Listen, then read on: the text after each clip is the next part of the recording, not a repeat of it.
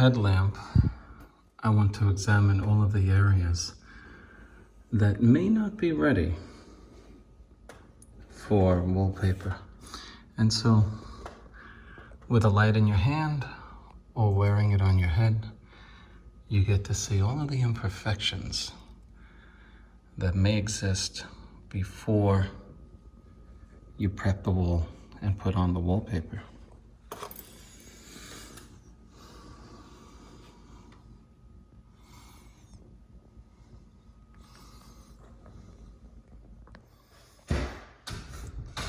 So with intense light, one behind me and one over my head, I can see anything that needs to be fixed beforehand. So with water bottle in hand, I can scrape off easily without dust anything that has to come off. And so I just use a little water. And you can actually bring the compound back to life if it just needs to be smoothed just a bit. Really? This way you eliminate any dust. Nobody wants dust in the house.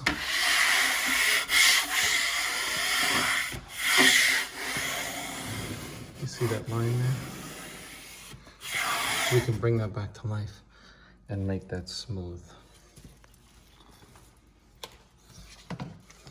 Let's do that.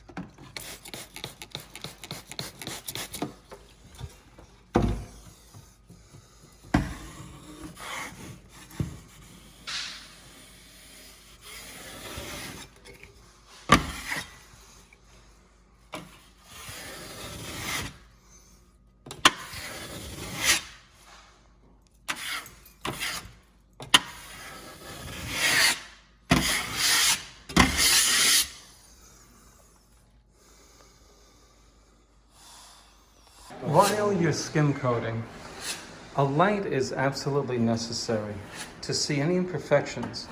But you could use a work light, but what you really need is a flashlight. So if you take a flashlight and you go up and down the surface, you can see things like that you would otherwise not see. You see, if I come back here and remove this light, you won't see that. Take a look. See that? But with the light, everything shows up. Can you just show them this in here? You see this? Can you see that in there? Very good. Okay, so rather than sand that off, that's a little tool mark from having put the compound in place. But without the light, you really can't see it. But with the light, we know it's there. So I suggest that if you don't want to mess, you just, instead of sanding it, you just tool it into place. But you see these drip marks? For some reason, that water eats up the compound and makes a tunnel in the compound. So you don't want water dripping down the compound. So I'm not there yet. So, okay, now we're getting real smooth. Okay, now show them that. Now that's without sanding. But you could actually use the compound that's on your knife to fill in. See, we're taking off here. This is a protrusion. But you could actually use it to fill in where the knife may have skipped. For example, if you had an anchor in the wall and the compound just shrunk a bit, you could take your retempered compound and just push it in there so that you reuse it, and it dries within minutes, 2-3 minutes. It's dry and ready to go. Let's talk about sizing or priming or really sealing. Now you can go ahead and use expensive products per gallon, such as Roman $9.99, which costs around $21 a gallon. Or you could go really expensive and buy Zinsser's Bin, B-I-N, anywhere costing from $30 to sometimes upwards of $45 per gallon. Or you could use guards from Zinsser, which I've seen on the internet for $50 a gallon, but I've seen it in Walmart for around $23 a gallon. Or you could go out and buy yourself Weldbond. Now, on a previous video, I used carpenter's glue, but let me show you the distinction with Weldbond. Look at that. It sticks to porous surfaces and seals them. What does that sound like?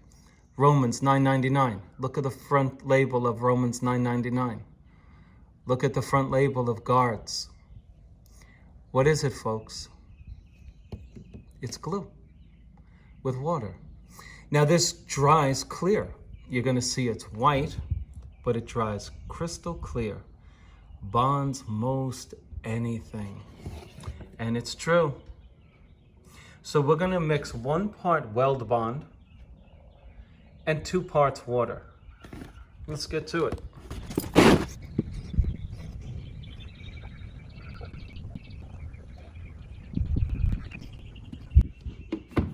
I suggest you order this online if you're a wallpaper installer, and you just keep it on your truck. It eliminates the hassle. First of all, it eliminates the expense of upwards of $20 to $30 per gallon for these other products. Now, if you smelled this like I am right now, you'd be reminded of the smell of Elmer's glue when you were a kid doing projects.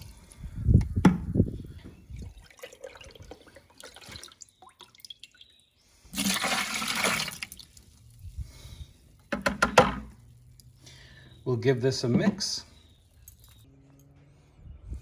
Just remember the mixture. It's 1 part Weldbond, 2 parts water. Now, if you examine the consistency of guards or Romans 9:99, same thing, folks. I'm trying to save you money. I'm trying to give you an alternative. This is what the pro would use. And if you're a do-it-yourselfer, if you want to save the money, order the Weldbond. You'd have to get it on Amazon because most places will not be carrying this product. But we're ready now to apply this to the wall. And we're going to apply it with a roller and a brush, just like we're painting. Let's get to it. Don't let your roller create a texture on the wall. Take a look at the surface after you roll it on. And before it dries, if you have that, you want to brush that. You want to get rid of that. Don't turn a perfect job into a so-so job.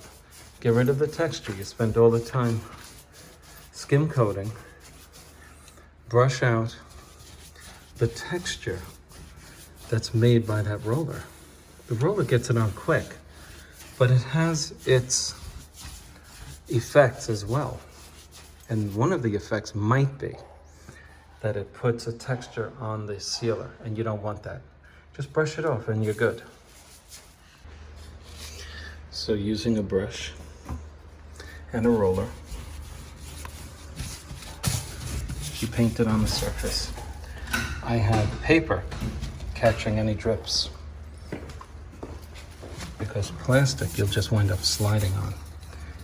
Cut it into the wall just like you do paint.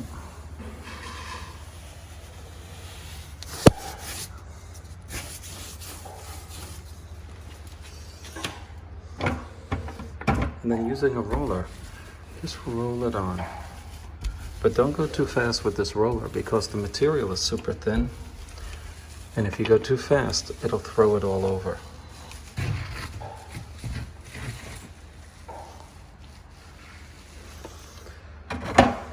If your roller creates a texture, like you see there, take your brush, get rid of those bumps.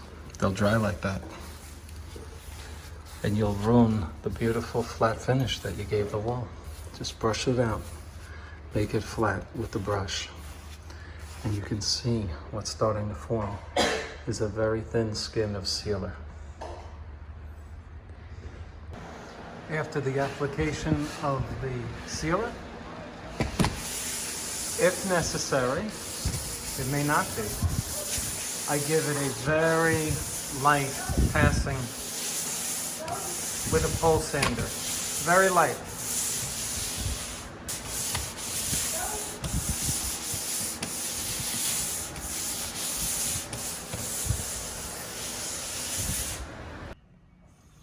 Okay, getting our wall covering ready. I open up the wall covering, check to see that the pattern is intact, and trim my wall covering, and lastly determine what is up and what is down.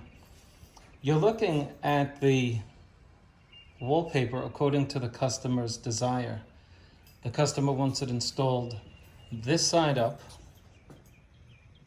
and this side down. You may think otherwise, but the customer is the one who chooses the up and the down.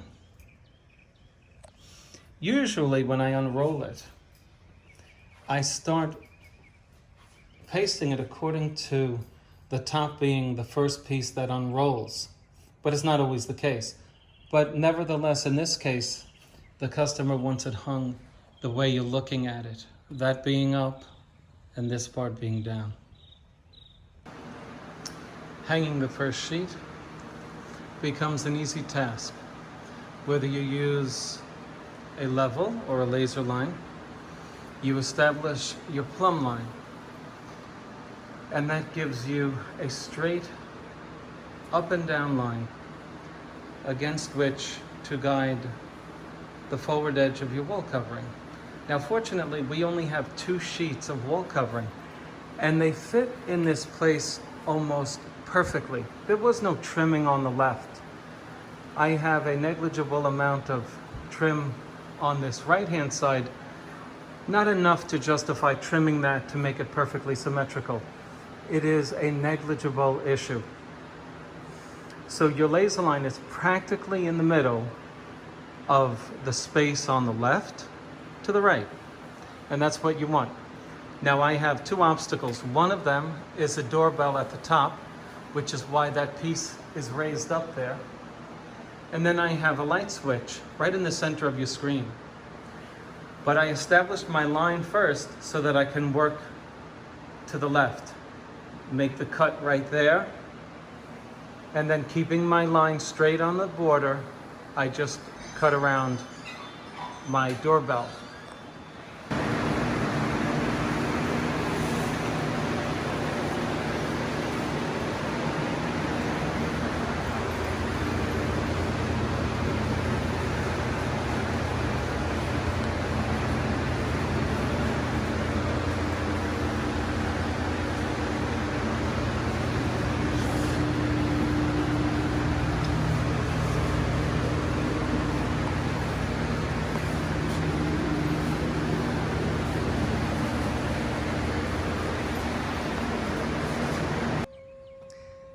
Now, some of us never really considered why we get bubbles in wall covering, especially when we smooth out the entire sheet and come back 15 minutes later, or maybe even worst case, the next day, and find bubbles.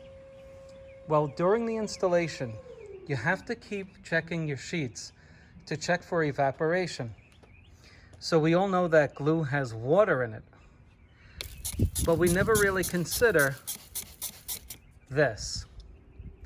As I stand here, all of that water that I just put on the ground is dissipating into the air.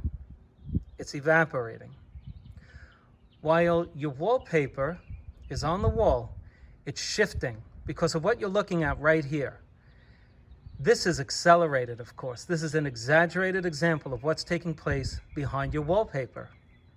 Of course, it doesn't evaporate this quickly, which is unfortunate for us. If it had, we could arrest the bubbles immediately.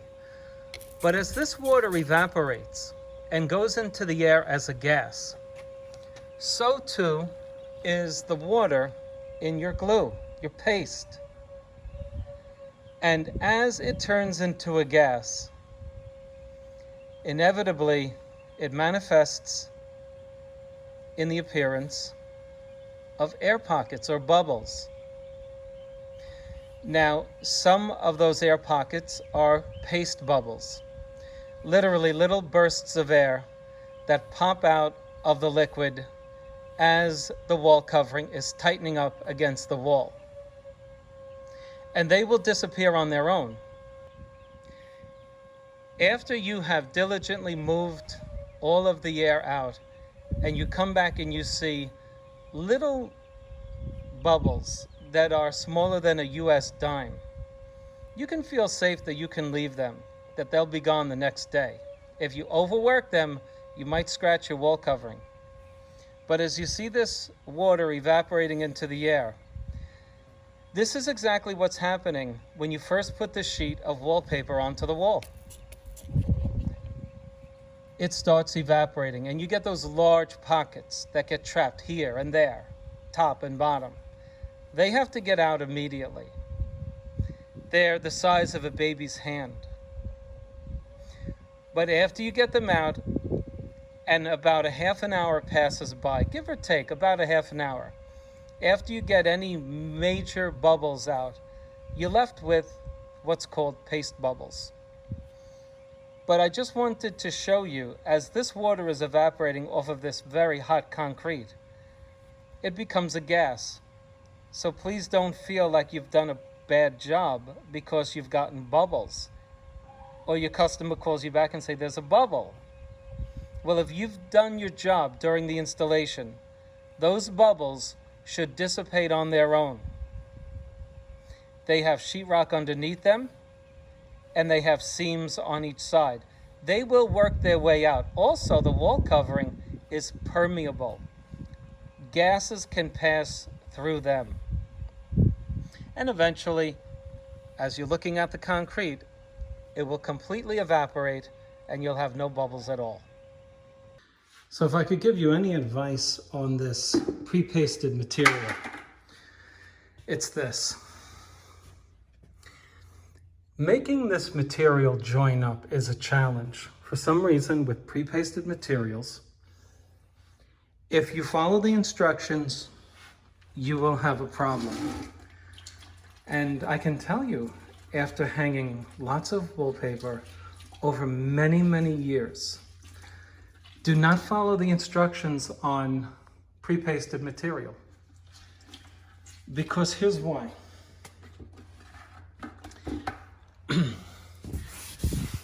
You'll see that the wall covering meets up perfectly here. Would you agree? But right down here, 20 inches below, starting at about 14, but then down at 20, we have a mismatch, and that's 1/8 of an inch. And my wallpaper doesn't have torque in it. I didn't stress the paper. I have to work this out. And it was worse when it didn't have glue underneath it.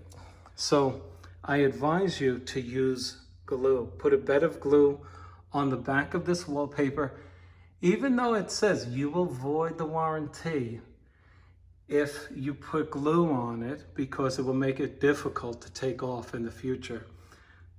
I don't know what that even means. Look, we're joined here, but we're off here. Now, if you didn't put a bed of glue underneath this, you could never make this meet up. You need the glue underneath it to slide the paper along so that it moves, and the glue underneath it makes the wall covering move into position. Let me give you a better explanation. On pre-pasted wallpaper, you will see that the backing is almost like a wax paper backing. Now, generally, instructions will tell you to moisten it and let it sit for 3 to 5 minutes. But here's what's going on. When you do that, you do wet the backing, and it does become usable as glue. Here's the other issue, though. The fibers behind the pre-pasted glue do not get saturated sufficiently in order that you may put the paper on and it stretches into position. No, what happens is that the paper sucks the water out of the pre-pasted mix that you've wet, and then it dries out your pre-pasted backing and doesn't suck enough water out of the pre-pasted mixture with your water and becomes half wet and half dry. This process of insufficient saturation results in vertical buckling. Therefore, I advise you to simply roll paste on the backing and you will have no problems meeting up your pattern. Once you do that and you put a bed of glue on the back of this pre-pasted wall covering, you'll see that the pattern stretches sufficiently so that it meets up. Because if you don't do it, you're going to not only have vertical buckles, which is obviously the result of insufficient saturation, your wallpaper will not fit and meet up on its left and on its right. And now, obviously, if you've washed down the adjacent wall and you made watermarks on the paint, we just make sure that the customer has touch-up paint and we touch up our work. One of the marks of a true professional is that you take care of any issues that you create at the job, such as this. Now, this might not be something the customer will see right away, but in a couple of weeks, when they move the chair or whatever, they're not going to be thinking too highly of you. When they see that you left a residue, something obvious. You see, tape pulls off the color, but it's necessary. You got to put tape on the wall to protect it from the glue, right? But then what happens? With this texture, the tape tends to pull off the color. So I always check with the customer, do you have the paint? So we just touch up and make it look beautiful. By the way, the brush that I'm using, I love paintbrushes. So I have about 15 paintbrushes. And I use them intermittently. If I use one day, I'll go to the next one. This I just picked up today because my helper had a Chinex brush from Worcester, and I really liked it because I borrowed it. And it's lightweight. It holds a lot of paint. So I like it. I like the Chinex brush by Worcester. And I can tell you that it costs the same as a Purdy. So I paid about $15 for this one. Chinex. Not China Bristle, it's called Chinex. But even though it's an angle sash brush, meaning I don't know that I would trust it to get into these corners as much as I trust the Purdy. It's a little fat. I don't know that I trust it to get into these corners up here because it's a little fat. I can do it, but what I like about the Purdy is that the bristles, the collection of bristles, isn't as fat. Don't get me wrong, this is a pretty good brush. But to get into tight spaces like that corner, that point, I think my vote is with Purdy. But I like this brush. Wooster Chimex.